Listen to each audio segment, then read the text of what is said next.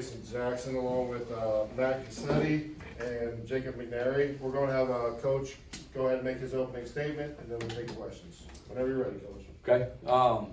What an awesome night. What an awesome night for our baseball program, for our fan base, for these players. Couldn't be more proud of everybody that's been involved, that has, worked really hard to get to this point. We're not done yet, but I'm just so excited that we got to do this on our home field in front of our home fans, and move on to the next round. But just can't say enough about these guys, and to have a guy like Jacob McNairy on the mound, who's been here for 5 years, maybe is it 8 years or 5 years? He's been here long time. Grew up an Alabama fan, and this is the only place he's ever wanted to play. And for him to get that ball in this game and have the outing that he did means a lot. And then the guy sitting here to my right, he calls a great game. He sits back there, he blocks, he does a great job stealing pitches for us. And by the way, he also had 3 knocks and I think 3 RBIs tonight. So 4 RBIs, was it 4? Shoot, my fault. But just a great night all around. I think all of our 8 runs were with 2 outs, so some really big 2 out hits. I think 2 outs, nobody on in the first, and we ended up putting up 4 right there to kind of get us off and running. So great night all around. Couldn't be more proud of the guys. Thank you, Coach. We'll take questions for the student athletes first. Let's start on the left side with James. Jacob, just talk about this start and what it means for you just to do this at home after the game against Vanderbilt. I mean, this is what I came back for, to have the chance to, make it to Omaha, but, we're not done yet. But like JJ said, you gotta give credit to Mac. I mean, I couldn't be, who I am without him. He's calling the games, and he steals a lot of strikes for me, so. Front row right, Joe. Matt, what we seeing work so well for you at the plate tonight?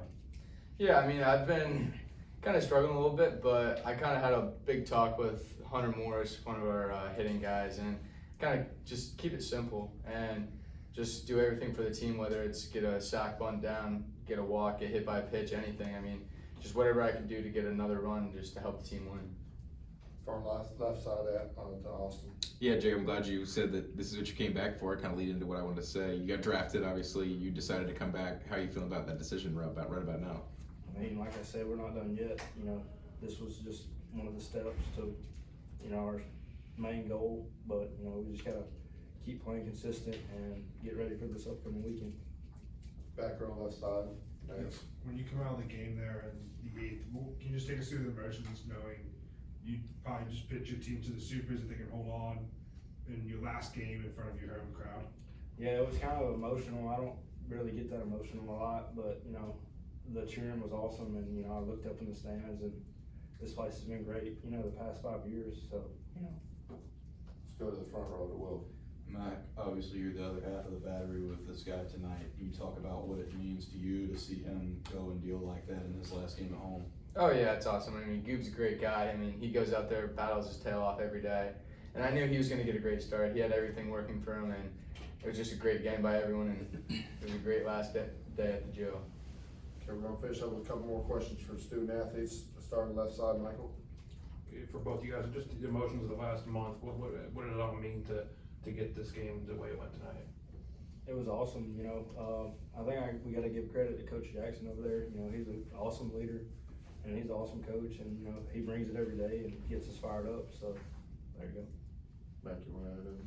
Yeah, JJ's done a great job with us, and we kind of all have got a lot closer in the last month, and we all just know that it's us against the world. So, we've just been battling our tails off, and JJ's done great with us, and it's just been awesome. All right, two more questions. We'll start with Drew and finish with Austin. Go ahead, Drew. Jacob, what was the key tonight to the outing? I know you struggled a little bit in Hoover, but it looked like you made some adjustments, and you had some, deep counts early, but you were able to make some big pitches. Yeah, a little early I had some adrenaline pumping, and that's not good for me because my balls stay up and I get a little snatchy. But once the game went on, I settled in and had all 4 pitches working. And usually when that happens, good things happen. Go ahead, Austin. Yeah, Mac, 2 years at Florida, you lost in the regionals both times. Now that you transferred to Alabama, you get the starting job, and now you're going to the Supers. How does that feel? Oh, it's awesome. Just the chance to be able to play, and playoff baseball is unreal. There's nothing like it, and you never know what's going to happen, and it's just time to keep rolling. All right, thank you. You both are dismissed. Thank you. go ahead and take questions for Coach at this time. Just raise your hand if you have a question. We'll start right in the middle with Drew. Go ahead, Drew.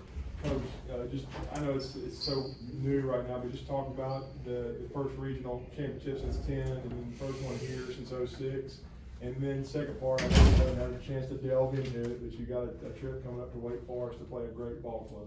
Yeah, I mean, I think, first question just about the regional here, I think it's really special to see the way that, our players, our staff, our administration, and really and truthfully our fan base have all responded, and like everybody's been so fired up. They've been, you've kind of felt it for the past month, the way everybody's kind of gotten behind these guys, and then, to kind of have it, be able to get a chance to play here and host a regional here, and then win the regional here.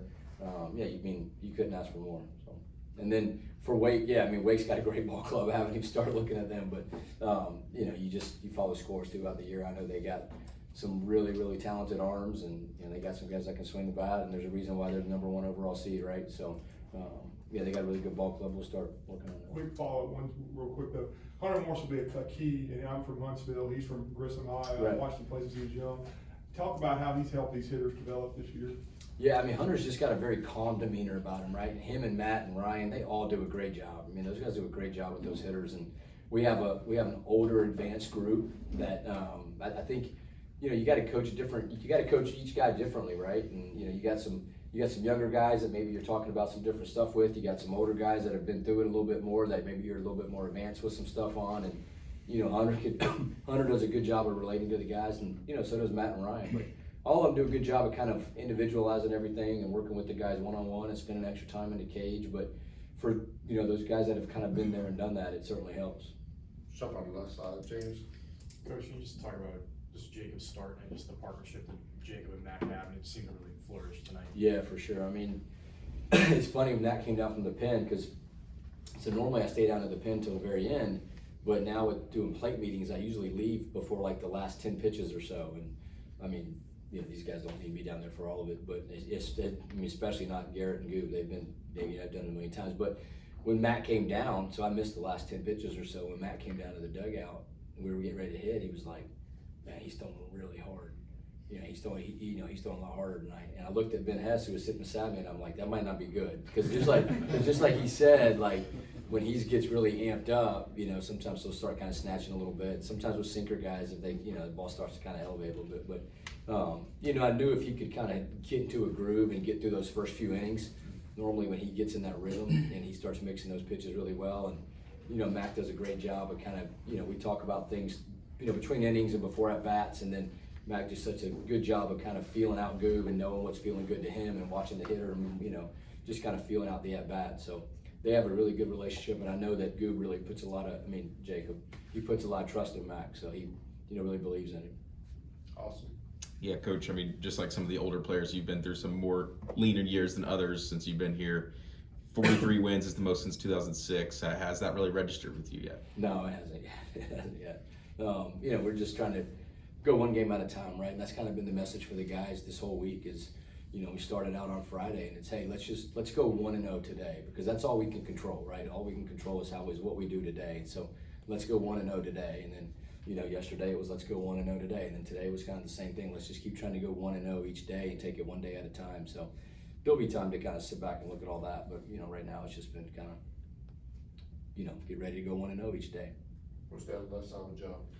To what extent did this outing for McNairy feel like a microcosm of just what he's been for the program, ready for any role, ready for any spots, low heartbeat, all that kind of stuff? Yeah, perfect. I think you nailed it right there. That's the guy you want on the mound.